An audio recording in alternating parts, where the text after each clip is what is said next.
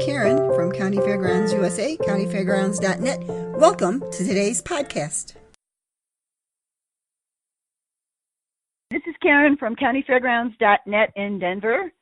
Do I have Dondi Frenkcl on the line with me? You do. And you, I understand, are the information director for the Pensacola Interstate Fair? That is correct. That's correct. And the fair is coming up. What dates? The fair is coming October 17th through the 27th. Okay. And do you know what your attendance is? We average, if the weather's good, we average around between 250, 350,000. And how old is this fair?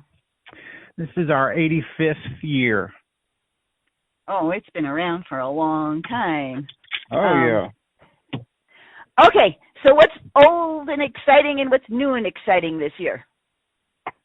Well, let's see. We've got new and exciting, I'd say. One of the things we've got, of course, we always have, we use Rice Hopper Midways, and we've always got, the best rides they provide, and they look beautiful, and they've always got fresh paint and beautiful lights. And let me see, they brought in a new roller coaster a year or two ago, and that's always a big attraction that everybody loves. And they let me see, this year we have a big sea lion show that we're really excited about, and we've also got a hands-on exotic animals petting zoo.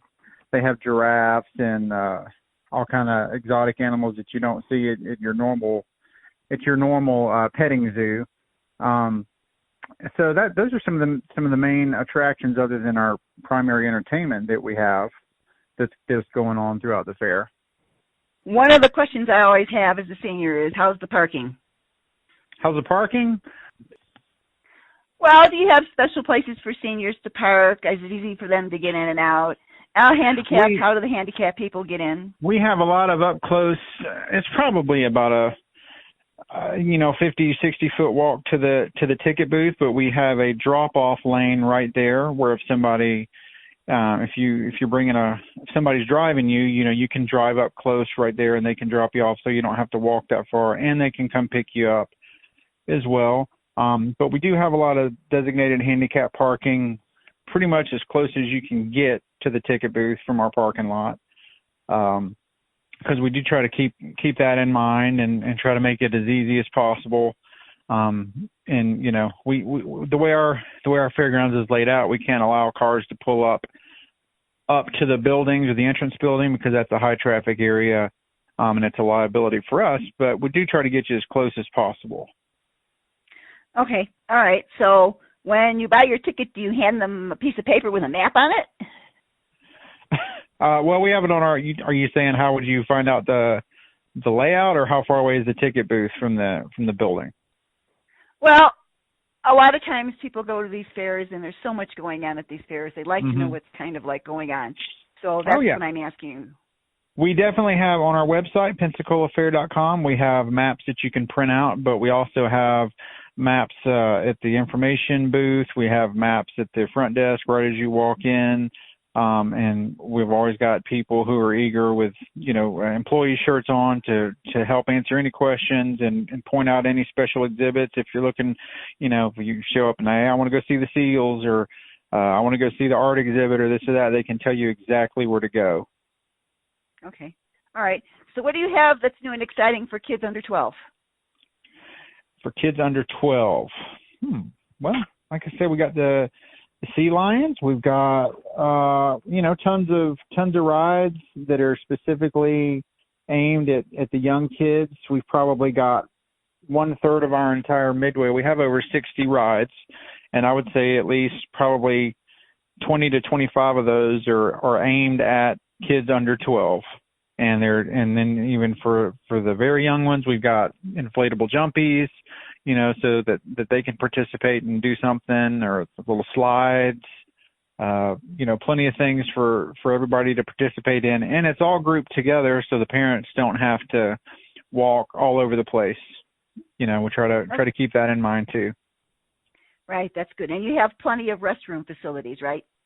Of course, yes, ma'am. We have them clearly marked, and usually you don't have to walk too far without being able to find a restroom, as well as we have some very, very nice indoor portable restrooms that we have brought in for the fair.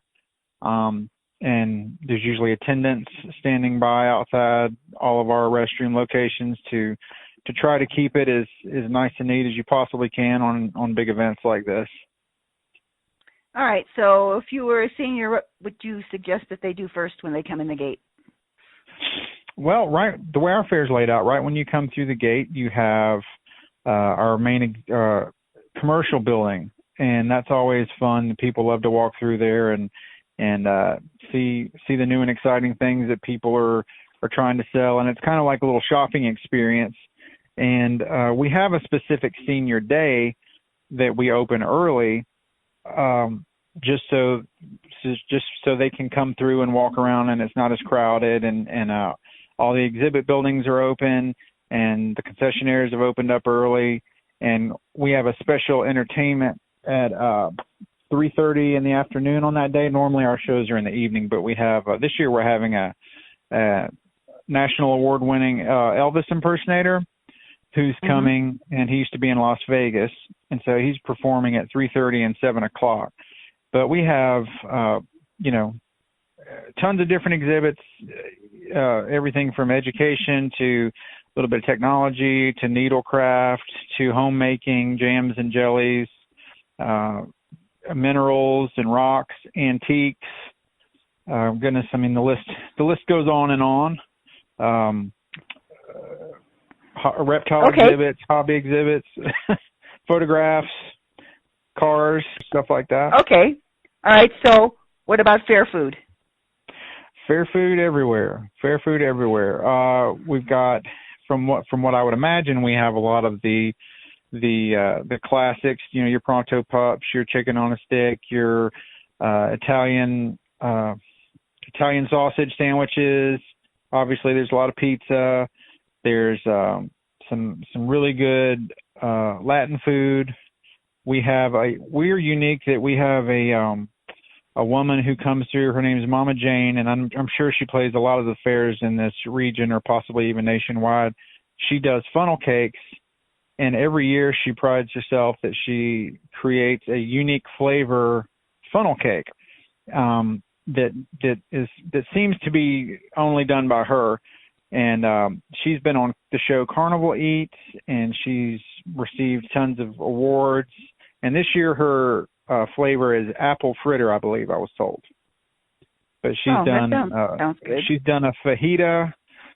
Some of the years past, she's done a fajita. Just crazy things that you wouldn't even think she could do, but she pulls them off. And what is your favorite fair food?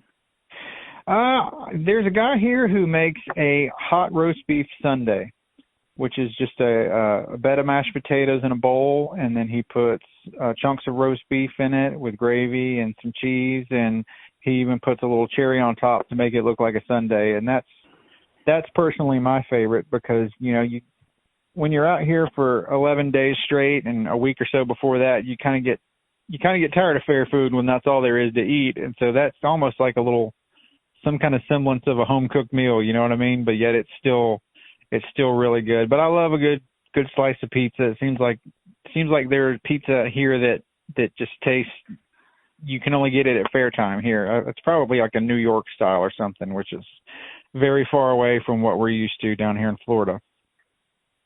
Okay, one of the things I noticed about your site I haven't really seen too much is you have a scavenger hunt. You want to tell us about that? We do. That's one of the things that I think it's tied up with our Ag Venture program, which is an educational hands-on program for the kids to go through our red barn, and it teaches them a little bit about where the food comes from. It's the food comes from the farm, and the animals doesn't just magically appear at the grocery store, and so they get to come and they get to put their hands on that and do little crafts and activities. And so we also have this scavenger hunt, and every year that's something that I don't have it in front of me, but I know that if you go around the fair and find or get a picture of all those different things, and then you take them to our information booth, they give you a a little award or a prize, something you can take with you for completing all that. And it's just something to kind of break up, if you spun a little too hard on the tilt-a-whirl or something like that, and you just need a few minutes to walk around and get your bearings, that's something interesting that you can do. Okay, so now let's talk about your entertainment a little bit more. You want to tell me who's coming in and what's special? Oh, let's see. Well, we have a mostly country crowd and southern rock in this part of the woods, and so we have got one of our main entertainers we have is a guy named Mitchell Tenpenny. He's a country act. He's got a duo that tours with him right now opening up called Seaforth, and they're both performing on Saturday, October the 26th. We've also got a country gentleman named Jordan Davis. He's a new up-and-comer, but he's received several awards and new Young Horizon awards. And let me see, we've also got a rock act from the 80s, Starship, featuring the original singer Mickey Thomas. They'll be here on Friday night, October the 25th. As I mentioned earlier, we also have the award-winning Elvis impersonator from Las Vegas. His name is Thane Dunn. He will be here on Thursday, October 24th. We've got a regional act called White Tie Rock Ensemble. They're a tribute band that performs all different styles of music, and we've had them for several years, and they do really, really well. This year they're going to be performing Leonard Skinner music, which should go over really, really well. And we also have a Beatles tribute act called Not Quite Fab, and that will be on Monday, October the 21st. Okay. And that, all right. Okay. So do you have free grounds act entertainment? We have, let me see, from year to year, we have some strolling acts that will, that will walk around and do some funny things. But I already mentioned all these things are included with your price of admission. So everything that we've talked about, there's not a separate charge for anything to go see anything. So that includes the Sea Lion show, that includes the Ag Venture barn, that includes the Eudora Farms exotic petting zoo, and all the exhibits as well.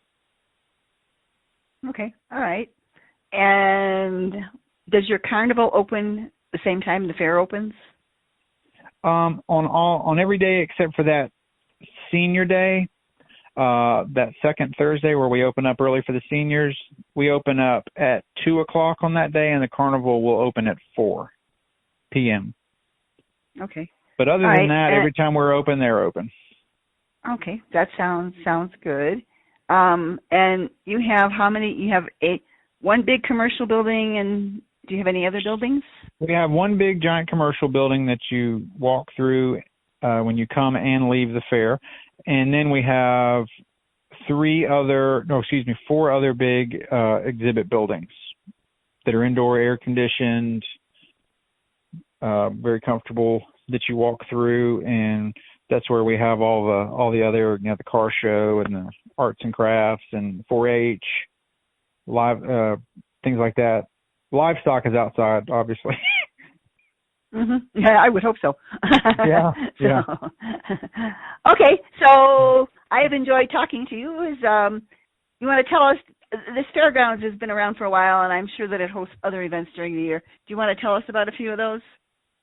Definitely. One of our main things that we have going on year-round every couple of months is a gun and knife show that always does well down here, especially this time of the year. Everybody's getting ready for hunting season, and so that's well attended.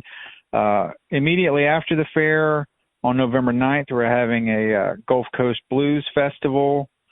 We've also that's going to have Clarence Carter and a couple other artists. We've gotten to where every couple of months we have some local wrestling, local wrestling organization comes in and has an event, and those are the main things that we have on the schedule right now. A lot of things pop up, but that pretty much gets us through January. Okay, Dondi, I've enjoyed talking to you very much. Is there anything else you want to add? No, ma'am. I appreciate it. I mean, I don't know how I guess it wouldn't hurt to mention that we do have discount half-price advance tickets available on our website at PensacolaFair.com. So it's a great way you can come and save money. And like I said, it's available through October the 18th, and it's a great way to save. We have different specials every day also. I haven't mentioned that. But if anybody's interested in coming, just look on our website. There's literally an admission special every day of the fair, including on opening day. We have a $1 day. Everything is $1 to get in, $1 to get in, $1 to ride. So I've been trying to think on a more national scale as we've been interviewing, rather than a local, to get too specific about it. But yes, if anybody local is listening or wants to come, go to PensacolaFair.com, and we have tons of admission specials and as many things as we can to make it easy and affordable for you to come and enjoy the fair several times. Thank you very much. Hope you have a great event. Yes, ma'am. Thank you. Bye-bye. Bye.